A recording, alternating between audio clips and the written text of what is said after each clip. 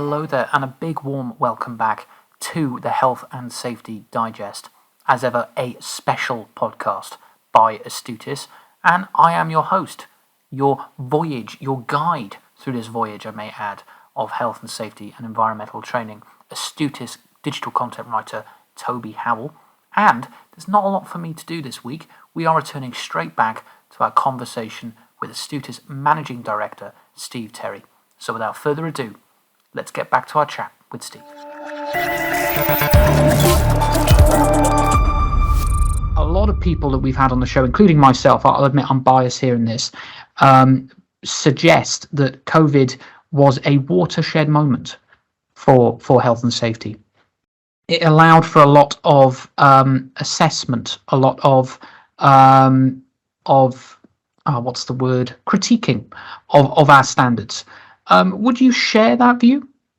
Yeah, absolutely. I mean, COVID, everything during that period, everything you listened to on the radio and on the news when we talk about COVID was about risk assessment, essentially. Right. Risk assessment is central to everything.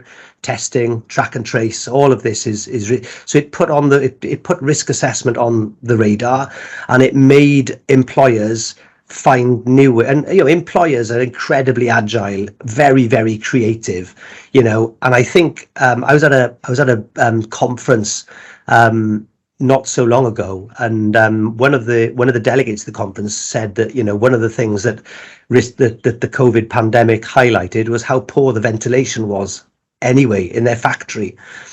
Regardless of coronavirus, generally they were poor. Their ventilation was poor, and it made them have to look at it.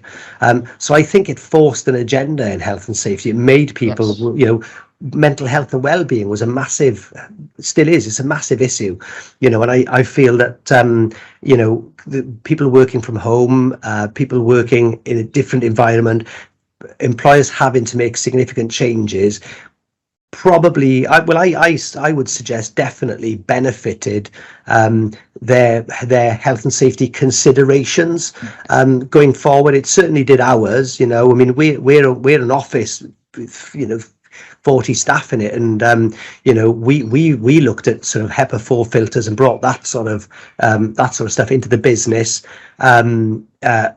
when we started to return from lockdown, and in fact before we bought them early, and we've got those dotted around the office, as and that's not just a COVID thing. I think there'll be less colds potentially. I think there'll be less normal regular viruses because of the new discipline that we've brought in and the windows open sort of strategy and all of that sort of stuff. So yeah, I 100% agree. I think the pandemic, it was central around risk assessment. Everything's about risk assessment, and that came through in everyone's thinking as we had that time to reflect and take action. I completely agree, and I'm glad we agree. And in trying to move away from COVID now, my next question was going to be about that learning format, our revolutionary exclusive, Astutis exclusive virtual classroom. And I feel a personal connection to this because I've been lucky enough to be able to sit in a few of the recent classes, and I think it's exceptionally just fantastic. I can't rant about it enough. And it is a format that infuses the traditional structure of the classroom dynamic. You have a tutor leading the way, and it infuses, as I said, the flexibility of virtual learning. And this is I think health and safety, or indeed online training, had that bad rep of death by PowerPoint for quite a long time. This changes the entire game, and I was curious, what feedback have you had regarding that virtual classroom? I suppose it's important to point out that we made a sort of 6-figure investment in the whole virtual first sort of program here at Astutis. So there was a big investment in visuals. All the visuals had to change. The hardware, as I mentioned, the software and the training of the tutors. We were back to train the trainer, because running a virtual course as a tutor that's been delivering in the classroom for the last decade, there's a big shift to what you need to do. You become a DJ. You've almost got a mixing deck now, and you're sort of choosing which camera you want to sort of be talking to, and you almost become the little figure in the corner, and the landscape on your PC is the slide. So from our perspective, we're delighted with the way that it's gone. From a client perspective, most of them have stayed with virtual. They've stayed with virtual training, because they realise, as a buyer, that there's an efficiency, there's a sustainability angle, and there's an agility. If somebody misses an hour of their virtual course, well, they've got a recording that they can go back and look at. Well, and you can't do that in a classroom.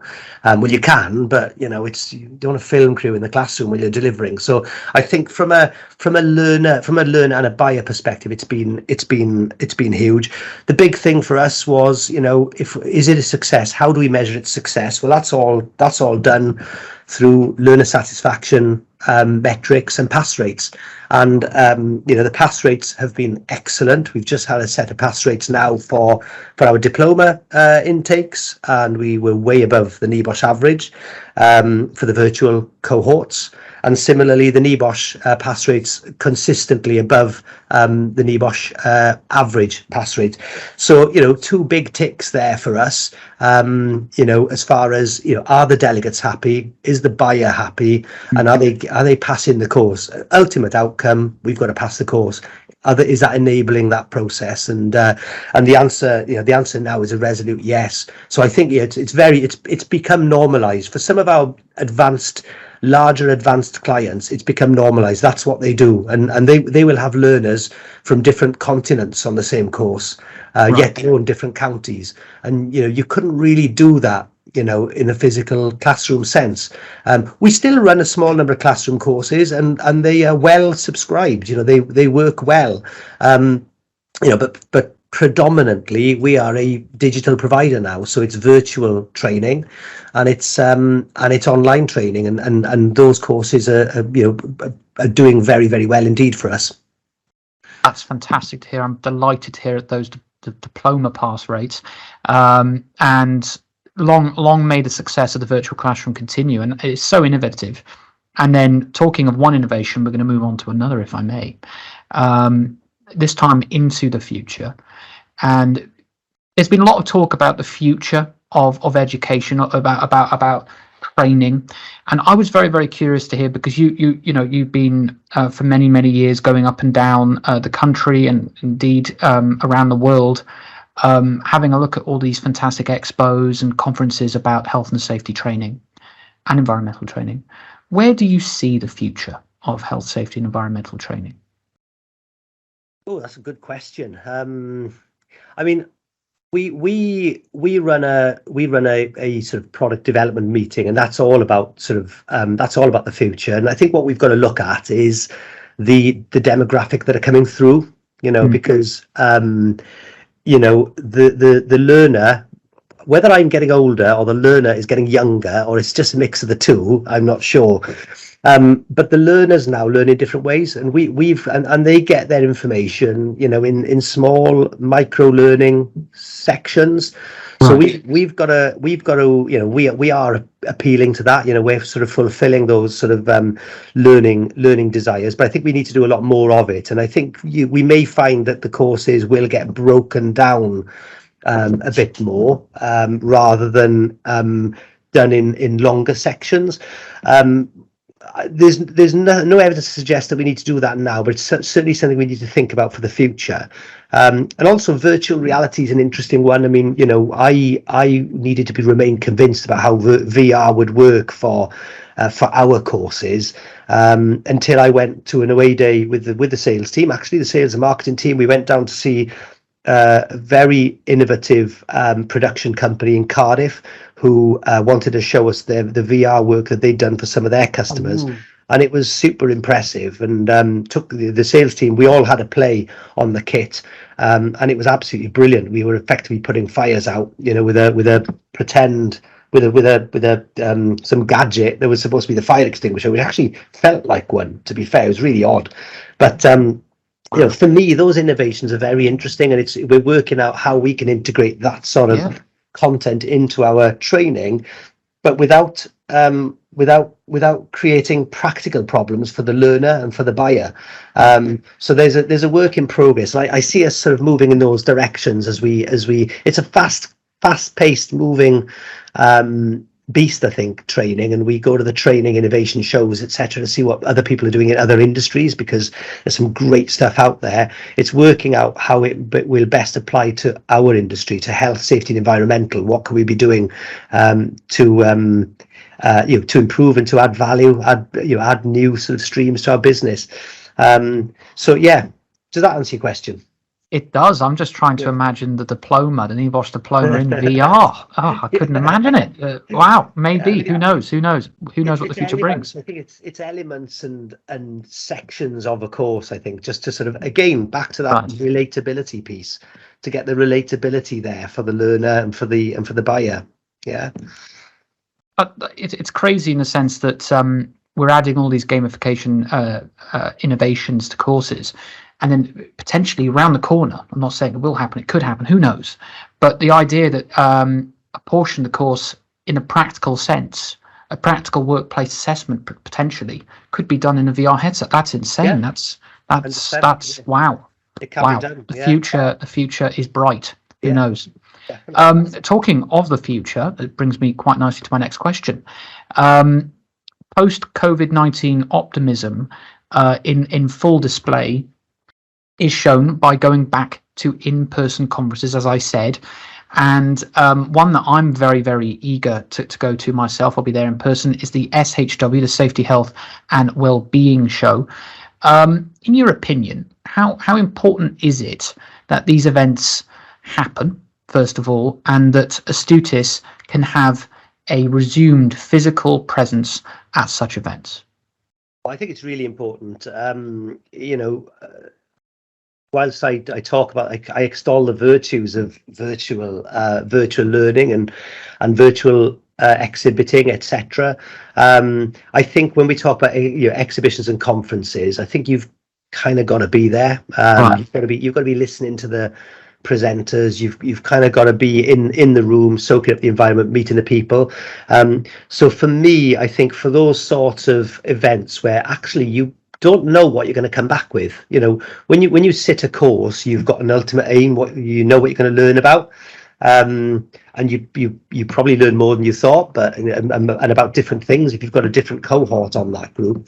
But I think for exhibitions and conferences, when you've got 50, 60, 80, 100, a couple hundred people in a room, who knows what you're going to come back with, what little gem you're going to come back with. And I mentioned that ventilation piece, from the chap that sort of realized their ventilation was inadequate, for COVID, and it was inadequate in general. Well, I wouldn't have understood. I wouldn't have been able to share that soundbite had I not been at that exhibition, that conference, because it wouldn't have happened. I don't think it would have happened.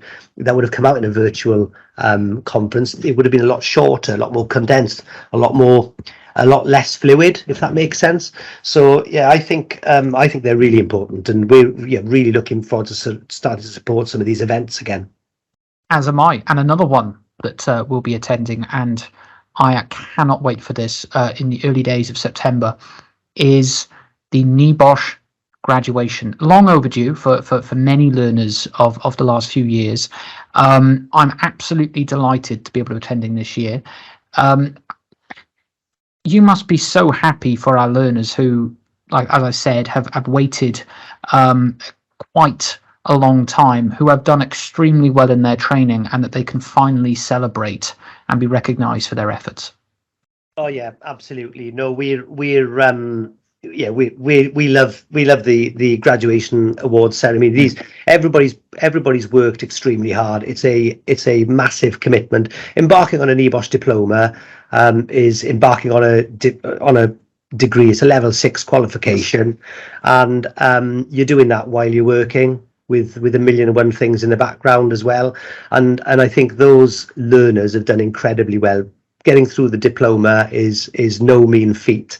And we're over the moon with with the results that our learners have got through the through over the couple of years, and really a lot of the learners now that are in this that are there for the event will have been potentially virtual learners. There'll be virtual online learners there, and I know that one of our e-learners or online learners is winning an award. Were you going to talk about the awards? I was. I'm absolutely delighted to not announce, because we have mentioned it on the website, and you can have more information there. Yes, best students, that's correct, yes. In regards to, I believe, the general certificate and the diploma, which is fantastic. Yeah. Well, I mean, every year we haven't, there hasn't been a graduation ceremony for a couple of years, but we've got a history of developing the best in year students, the best pass rates for the various diploma and certificate modules, and we're really proud of that. I mean, it's another indicator that what we're doing is working, and we've consistently got prize winners there, and for that reason we sponsor the awards as well. So our technical director Brennick, he will be on the stage, shaking the hands of all learners, and we'll have a good team of Astutis personnel there, giving away just being there to congratulate everybody and maybe give away the odd free gift, etc. So really looking forward to it. I think it's an excellent endorsement for the qualification, and from my part there is a personal pride, because these people are setting on their path to what will be an amazing career, and that'll take them into all sorts of sectors. So we're that's back to the original mission statement: knowledge for success wherever you are. That's what we're about. So no, delighted about it.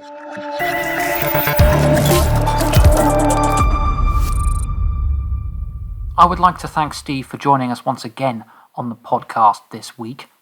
But worry not, there is more Steve Terry on the way. Our final episode with Steve will drop next week, and it will feature some surprises. So please do not fail to ensure that you listen to our final episode with Steve next week. As ever, if you have any questions that you would like answered directly on the podcast, you can email me directly, toby.howell@astutis.com, and I can answer your queries right here on the podcast, and you can have the answers you need to make the right decisions. As ever, you can follow us on all social media platforms. Just type in Astutis and you will find us there. Thank you very much for listening. Stay safe. Speak to you soon.